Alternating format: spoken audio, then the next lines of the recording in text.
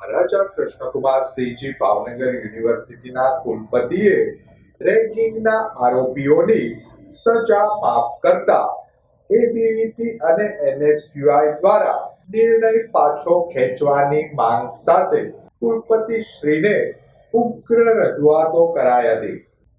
વર્ષ 2025માં મેડિકલ કોલેજમાં રેગિંગની ઘટના પ્રકાશમાં આવતા પોલીસ ફરિયાદ નોંધાઈ હતી અને આરોપીઓની ધરપકડ પણ થઈ હતી. ત્યારબાદ કોલેજની એન્ટી રેગિંગ કમિટીએ કડક કાર્યવાહી કરી 4 વિદ્યાર્થીઓને સસ્પેન્ડ કરી 2 વર્ષની સજા ફટકારી હતી. અમારે ચેક કરવું છે. અમારે ચેક કરવું છે. તમારે પંખા ચાલુ છે કે બંધ? અમે ચેક કરવા આવ્યા છે. ખોલાવો અને જોવું છે એસી ચાલુ છે કે બંધ. આ બોર્ડ માર્યું છે કે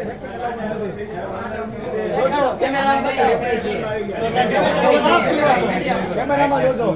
અમારી એબીવીપી ની એક જ માંગ છે કે એન્ટી રેગિંગ કમિટીએ 2 વર્ષની સજા આપવામાં આવેલી હતી. વીસી સાહેબ દ્વારા સવા વર્ષમાં જે માફ કરવામાં આવેલી છે તે અમે માંગ કરીએ છીએ એબીવીપી કે આ નિર્ણયને પાછો ખેંચી લે. જો પાછો નિર્ણય ક્યાંય ખેંચવામાં આવે તો અમે ત્યાં સુધી અહીંયા બેસીશું અને સંપૂર્ણ જવાબદારી યુનિવર્સિટી તંત્રની રહેશે.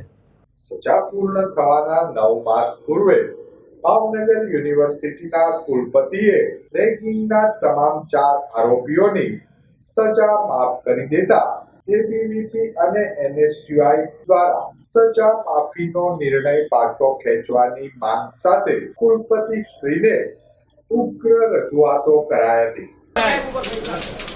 હેલો સાહેબ,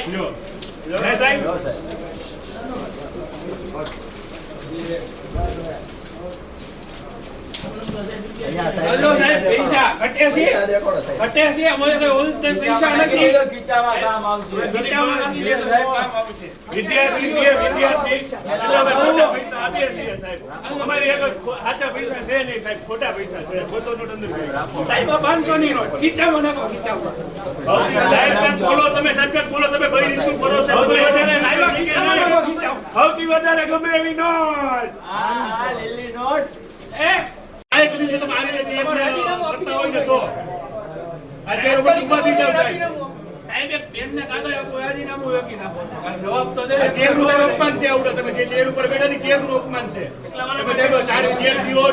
કરે છે એને સજા માફ કરો છો.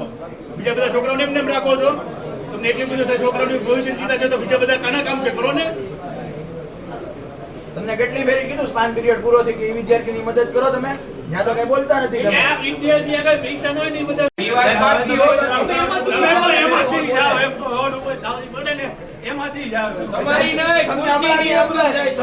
વિદ્યાર્થી સંગઠનો દ્વારા જણાવાયું કે સજા માફીનો નિર્ણય પરત ખેંચવામાં નહીં આવે તો આગામી દિવસોમાં ઉગ્ર આંદોલનની ચીમકી ઉચ્ચારાઈ હતી.